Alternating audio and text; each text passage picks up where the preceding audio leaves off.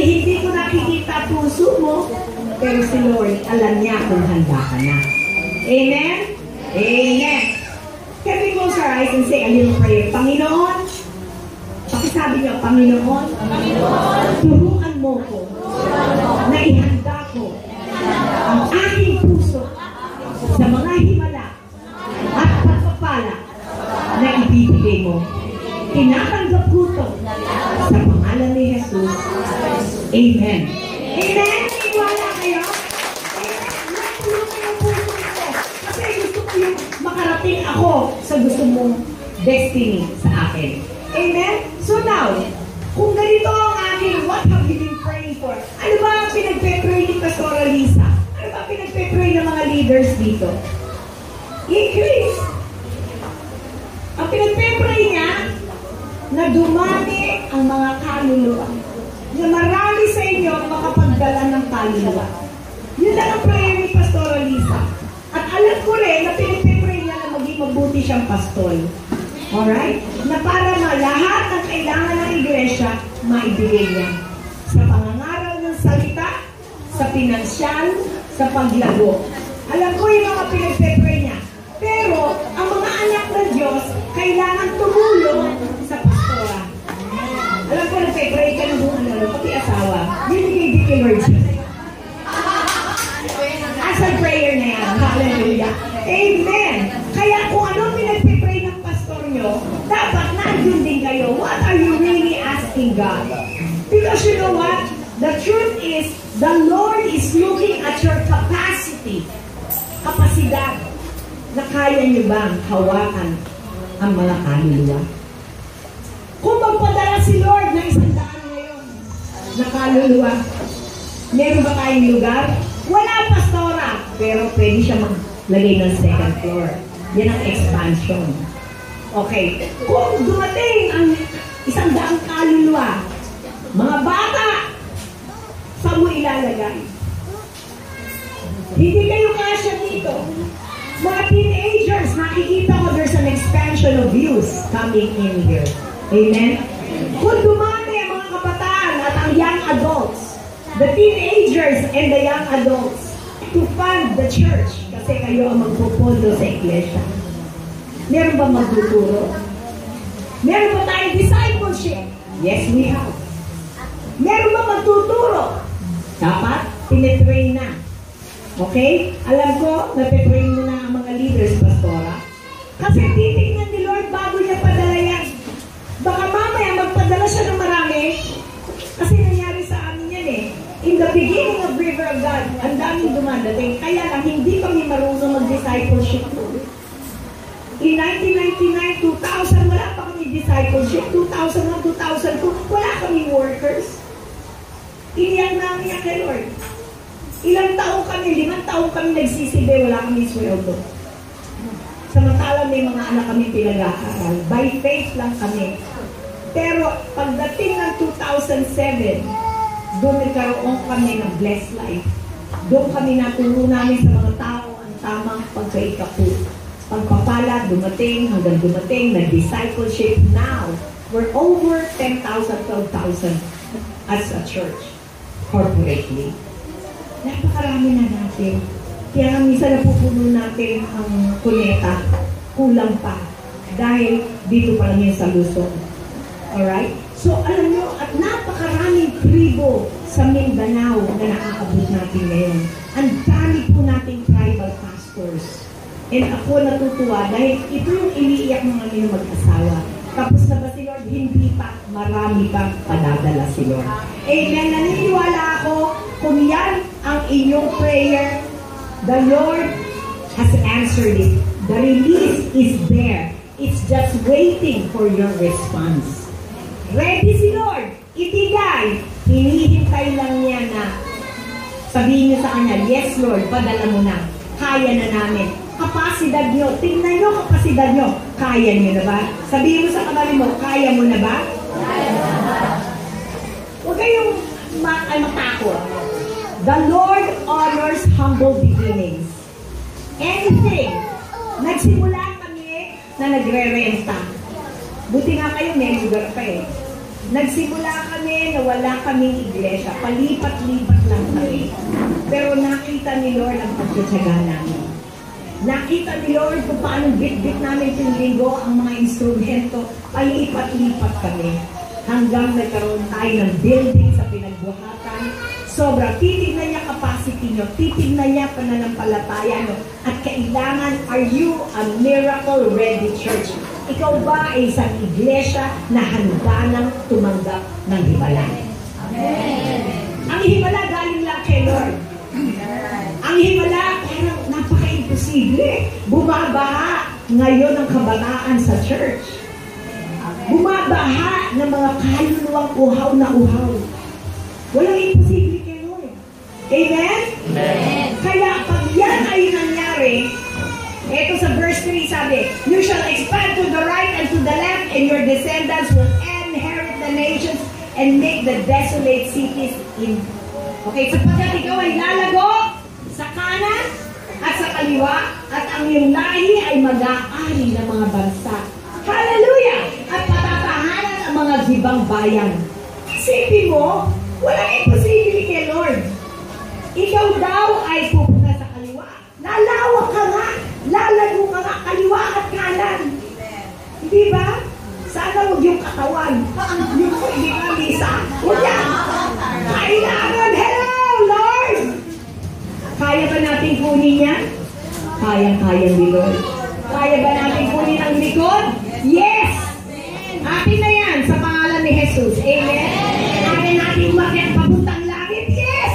Lalo-lana. Alam mo, walang problema eh. Pera lang yan eh. At ang pera, pag-aari pa rin niya. Amen? Pag dumami na dumami ang kaluluwa, kayo mismo ang magpapala sa iglesia. Amen? Tithes and offering will increase, and then the church will grow. Faith, and the church will be encouraged. Amen? Ito ay sa pagpangako. Kanina sabi, yung pananampalataya nyo, ito palalawakin niya. Ako naniniwala kakalot kayo. North, East, West, South. Mahirap bang puntahan ko? Yes, mahirap. Pero walang imposible kay Lord. Kasi ang pangalan ni Lord magniningning. Ang pangalan ni Lord lalago. Ito, kaya dapat angkinin yung inaangkin na natin ang likod. Inaangkin natin ang pataas. Lord, bahala ka na. Amen? Amen? Kailangan handa ka na. Sabihin sa mo, handa ka na ba? Amen? Amen? Kasi pag handa ka na, tsaka kanya sasamahan. Pag handa ka na, tsaka niya ibabagsak lahat ng pagpapala. Amen? Amen? Amen? Alright. Ang huling-huli, na gagamitin ko, patapos na ako, ay 2 Kings 4, 1-7. Itong tekstong to, gusto ko, para kayo ay ma-encourage. Para lalo kayo ma-encourage. 2 Kings 4, 1-7. Alright? Sumigaw nga kay Eliseo ang isang babae na isa sa mga asawa. Basahin po natin ito sabay-sabay. Sumigaw nga kay Eliseo ang isang babae na isa sa mga asawa ng mga anak ng mga propeta. Na nagsabi, yung likod ng aking asawa ay patay na. At yung talastas ng yung likod ay natakot sa Panginoon. At ang pinagkautangan ay naparito upang huling alitin niya ang aking dalawang anak. At sinabi ni Eliseo sa kanya, anong gagawin ko sa iyo? Saysayin mo sa akin. Anong mayroon ka sa bahay? At sinabi niya, ang iyong likod ay walang anumang bagay sa bahay, liban sa isang palayok na langis. Next. Nang magkagayoy, sinabi niya, ikaw ay yumaon, okay, manghirap ka ng mangaring sisidlan sa labas, sa lahat ng iyong mga kapitbahay, sa pagkatuwid bagay ng mga walang lamang sisidlan. Huwag kang manghiram ng kaunti. Ibig sabihin, damihan mo. Next. At ikaw ay papasok, at ikaw ang iyong mga anak ay magsasara ng pintuan, at iyong ibubuhos ang langis sa lahat ng sisidlang yaon, at iyong itatabi ang mapuno. Sa gayoy, nilisan niya siya, at siya at ang kanyang mga anak ay nagsara ng pintuan. Kanilang dinala ang mga sisidlan sa kanya, at kanyang pinagbuhusan, at nangyari nang mapuno ang mga sisidlan na kanyang sinabi sa kanyang anak, dalhin mo pa ako ng isang sisidlan.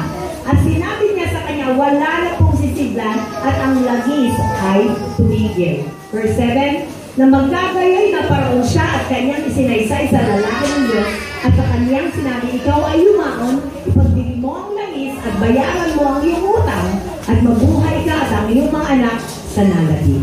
This is a story of Elisha at ang isang widow. So itong babae ito ay isang asawa ng propeta at may dalawang anak. Nakita niya si Elisha.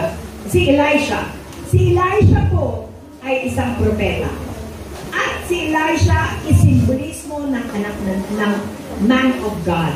Okay? Simbolismo rin siya ng ating Panginoong Jesus ngayon na nagpapala sa kanyang mga anak. So nakita siya ng babaeng ito at ang sabi, kailangan ko ng tulong mo. Dahil ang mga tao na pinagkakautangan ko ay kinukuha ang dalawang anak ko para maging alipin nila. Tulungan niyo ko. Paano kung babayaran to para huwag nila kunin ang aking mga anak? So sabi ni Eliseo o ni Elisha, what shall I do for you? Ano ang gagawin ko para sa iyo? Tell me, ano ba ang meron ka sa loob ng iyong tahanan? Ano ang meron ka? Church, nangungusap si Lord sa iyo. Ano ang gagawin ko para sa iyo? Naintindihan niyo ba ito? This is very prophetic. Ano ang gagawin ko para sa iyo? Alam ko ngayon, ang iba sa inyo nag-iisip na, Lord, kailangan ko ng salapi, ng kwarta, pambayad sa utang, gaya ng babae ko. Lord, kailangan ko ng kagalingan. Hello? Kasi may sakit ako.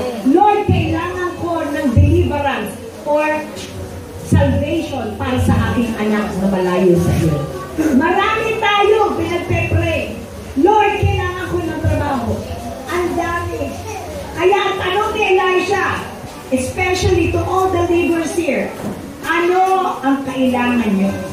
What do you have in the house? Ano ang meron sa loob ng iglesia nato? Yan ang tanong sa kanyo. Ang utos, kumuha ka ng maraming sisidlan. Mga sisidlan na walang laman. Maraming sisidlan dyan na walang ang Panginoon. Maraming kaluluwa dyan na wala ang Diyos. Do I hear an amen? Tayo nananahan sa ating Panginoon. Pero marami dyan sa labas na wala pa ang Panginoon. Pero ang sabi niya, sabi niya, ang meron lang ako ay langis. Langis ng Espiritu Santo. Ang simbolismo ng langis ay ang Holy Spirit. Hello? Yan ang meron ka. Na kapag kinuha mo ang mga tapayan at lahat ng palayok, lahat ng sisiglan dyan, at ibinahagi mo ang banal na Espiritu, sila ay mapupuno. Naunawaan po ba ito? Meron kang langis. Ang langis mo ay ang Panginoon na nasa puso mo. Kaya kung gusto mo mag-born again ang mga kapitbahay mo, kailangan mong dalhin ang mga kaluluwa na walang langis at sila ay pupunuin ng Panginoon. Naunawaan po ba itong storya? At ang sabi ni Elisha sa kanya, sige, kumuha ka ng maraming tapayan, lahat ng lalagyan. At ang tanong niya, at ang alam natin ang istorya, na puno ng langis ang lahat ng tapayan, at ang nangyari, ang langis, at sabi, tumigil. Tumigil ang langis kasi puno na. Tapos na. At ang sabi, lahat ng yan, pwede mo nang ibenta para mabayaran mo ang mga utang mo. Ano yun? Pagpapala. Himala. Nawala siya. Pero isang oil lang, maliit na bote, iisa. Kaya mga kapatid, anong makikita natin sa istorya ko? Dahil ang kapasidad ng babae ay, sabihin natin, 30 tapayan. Ang langis na binigay ng Panginoon sa kanya ay 3 tapayan ng langis. Kung ang kapasidad mo ay kaya mong i-handle 100,000 pesos, yan lang ang bibigay sa iyo. Kung kaya mong i-handle ang 100 million pesos, ibibigay nila. Kung kaya mong i-handle 10 na kaluluwa, ibibigay ni Lord yan. Kung kaya mong maturuan, ang kapasidad mo ay 50 kaluluwa, ibibigay ni Lord yan. Naunawaan ako, based on your capacity, based on the capacity of this church, based on the capacity of each individual, yan ang ibibigay ni Lord. Kumbaga, ang sinasabi dito kung ano ang kapasidad mo, si Lord, He honors humble beginnings. Kung kaya mo isa lang kaluluwa, natutuwa si Lord. Kung kaya mo 2 kaluluwa, natutuwa si Lord. Kung 10, matutuwa si Lord. Amen? Ikalawa, ang gusto ba ni Lord ay lumago ka?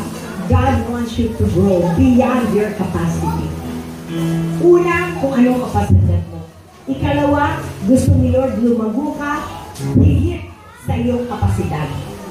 Amen? Yan ang gusto niya. Hindi lang isang botelya, bibigyan ka niya ng maraming tapayan. Anong kailangan niya? Ang kailangan niya ay ang iyong pananampalataya. Kailangan niya ang iyong pananampalataya at kapasidad. Faith without action is dead. You need to enlarge. You need to grow. You need to increase. Huwag kang, sabihin sa katabi mo, huwag kang masiyahan kung nasaan ka na. Do not be satisfied. There's more room to grow. Amen? There's a lot of room to grow. Amen? Gusto kanilang pagpalain. Pangatlo, at huli na ito, ang pagpapala ng Diyos ay doon lang darating kung saan mo gusto lang. Kung ang gusto mo 10 lang, hanggang 10 ka lang na kaluluwa. Kung ang gusto mo, Lord, uhaw pa ako, gusto ko pa, bibigyan ko pa. Naintindihan? Kung sinabi mo, Lord, maliit ang aming iglesia, 50 lang. Gusto namin, i-triple mo. Amen. Lord, maliit ang lugar namin, bigyan mo kami ng strategy. Paano? Mag-2 services kami, mag-3 services, I don't care. Sabado at Linggo, may pananamba. God will send musicians, God will send the volunteers and the workers. Ang iglesia, pag-aari niya, hindi pag-aari ni Pastora. Naintindihan to? Pag tayo ay nalagi ng ganyan, lahat na mangyayari na pinag-pray natin ay mangyayari. Amen? Kaya mga kapatid, bakit kailangan sumigaw? Kailangan mag-worship? Kailangan matuwa? Kasi pararatingin na niya ang mga bata. Ang mga paa, marinig nyo, parang narinig ko na in the spirit, marami na magdadatingan. Amen? Tanayo po tayo na. Alakpakan natin si Lord. We are a single revelation.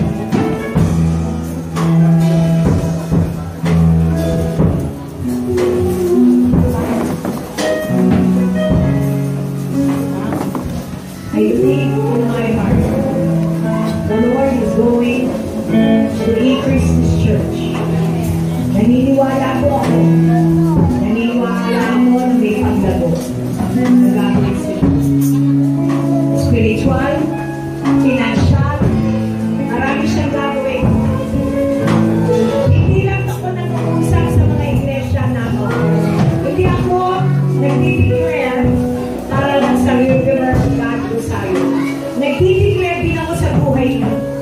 Nag-declare ako na kayo ay lalago spiritual, financial, relational, and even good health and prosperity will come your way. Kapag ikaw ay nanampalataya ng ganito at ina-actionan mo at naniniwala ka, mangyayari ito sa'yo. Amen? Sige lang. Go ahead.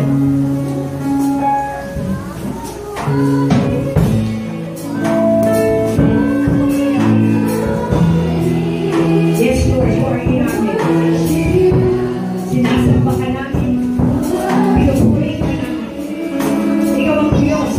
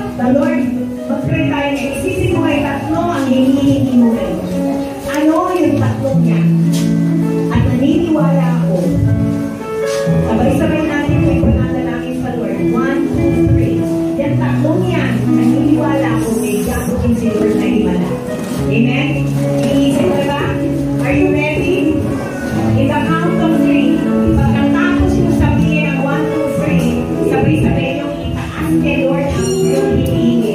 At naniniwala ako